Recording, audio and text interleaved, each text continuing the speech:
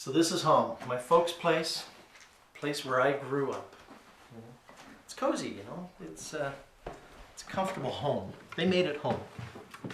Speaking of them, this is my parents, Mom and Dad. Well, actually, we're not sure who my real father is, but this man bravely stepped up and took responsibility.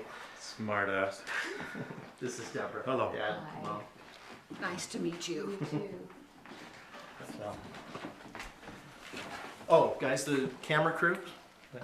Deborah's camera crew. Mom and Hi. Dad. Yeah. Oh, and Brad, the audio man. Hi. So sit.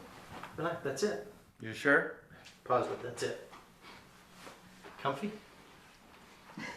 Okay.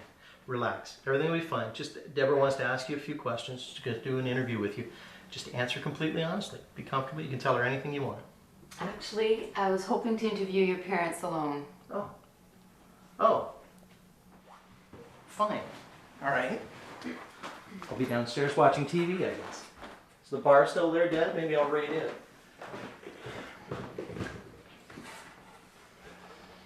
Tell me about something about Kevin when he was a child. What was he like? Oh, he's a good kid. A weird sense of what was funny, but he had a good heart. Can you give me an example? He used to walk around the house and pretend he was invisible. We knew he wasn't. He knew he wasn't. But he'd do it just to drive me nuts. He thought that was hilarious. And the good heart? He used to volunteer at a local youth sports center. And whenever he was team captain, he would always pick first the kids who never got picked first. Just so they wouldn't feel bad. That's just like Kevin, sticking up for the underdog. Always time for everybody else. When did you first find out that Kevin had Creutzfeldt-Jakob disease? When he was tested for it. No, before that. When did you first suspect that something was wrong? He'd been sick for about 2 weeks.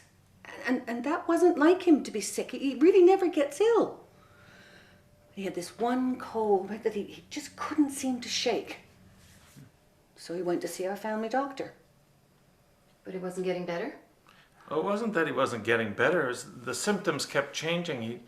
He'd feel stiff and then sore, or he'd feel dizziness or had trouble with his balance, that kind of thing. Were you concerned right away? No, but when Kevin started complaining about his skin feeling sticky, that's when we took him to the specialist. And what did the specialist tell you? At first, she thought it was some kind of a toxin, something from around Kevin's work or at his house. But that was ruled out. Then she said they would have to test for cancer, and that Kevin would have to have an operation to remove anything that they might find. What kind of test did they do at that point? EEGs, EKGs, CTs, MRIs, blood work, you name it. That's when she told us there was an outside chance that it was CJD, and they would need to do a spinal tap. She wanted to do a brain biopsy, but Kevin said no. The spinal tap came back positive. Had you ever heard of CJD before? No. And what was your initial reaction? When we found out what CJD was,